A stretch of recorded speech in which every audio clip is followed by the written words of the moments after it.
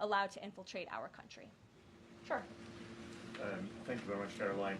The President spoke quite highly of the great relationship that he has with the Turkish President. We know that the President might be heading off to the Middle East very soon. Is he planning to meet with the Turkish President, either here in the White House or in Turkey? Any plans? I don't have any details about the President's overseas trip other than to say he was surely going to Saudi Arabia. There could be more countries as part of that trip. We're working on the details, and as I've said repeatedly, we will provide the details of that trip as soon as possible. A trip to Turkey, or his invitation to the Turkish President, is under consideration? I'm not going to comment on the details of the trip, but once they're confirmed, I will certainly let you all know. Yes, Stephen. Thank you, Caroline. I'd like to ask you about presidential health and also about tariffs. On presidential health, are there plans for the President's physician to come here and take our questions?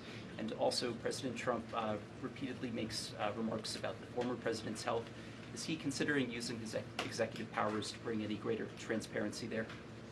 As I have said, the President is undergoing his long-scheduled physical. It's a yearly physical that every President receives, and we will provide an update on that by the President's physician as soon as we possibly can. And about the former President and transparency regarding his health, are there...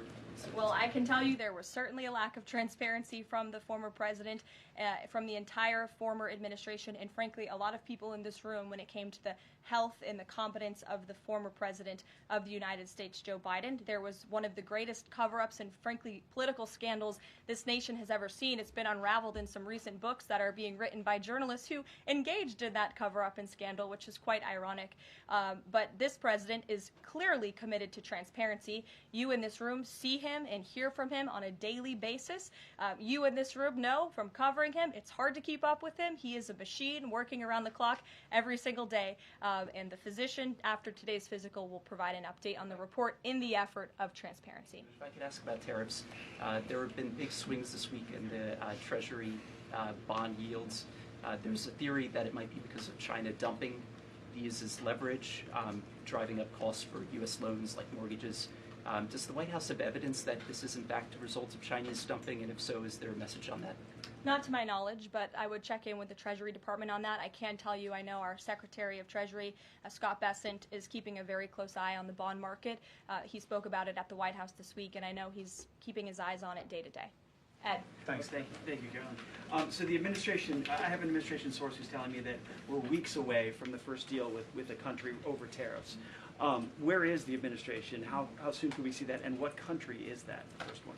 I won't reveal or get ahead of our trade team as these negotiations are obviously ongoing, but I can tell you very good progress has been made.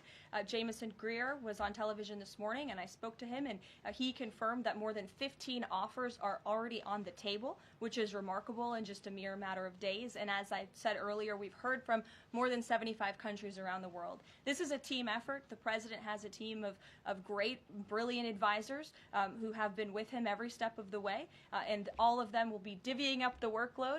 And I just want to give the President and his trade team credit for taking this on. This is a massive undertaking. There's no doubt about it. We take it very seriously. The President is determined to renegotiate global trade on behalf of American workers. And again, you've seen people on both sides of the aisles calling for this for years, but I think no other president lacked the courage or maybe the work ethic or the stamina to take on such a task. And I know there were some questions about the President's delayed departure earlier to Walter Reed. I'd like to address it was because he is working on this very issue, so he was running a bit behind this morning. On the 90-day pause, what would the President need to see in order to extend that 90-day pause for countries on tariffs? Well, I think the President addressed this yesterday when he said he's hoping that there will be good deals made before the 90 days is up, and we will cut those deals as soon as we possibly can, country by country, tailor-made deals for each and every country as they all propose unique challenges and unique assets to each country, advantages rather, and when that 90-day mark hits, the President will make that decision then. One more, if I could, on a different subject. So a bird earlier attacked my colleague, Peter Doocy, during a live shot at I'm the wondering White if House. that's why Peter is absent from his seat. Is he doing okay? He's recovering. Has anyone checked on him? He's recovering. Is anyone looking into that incident?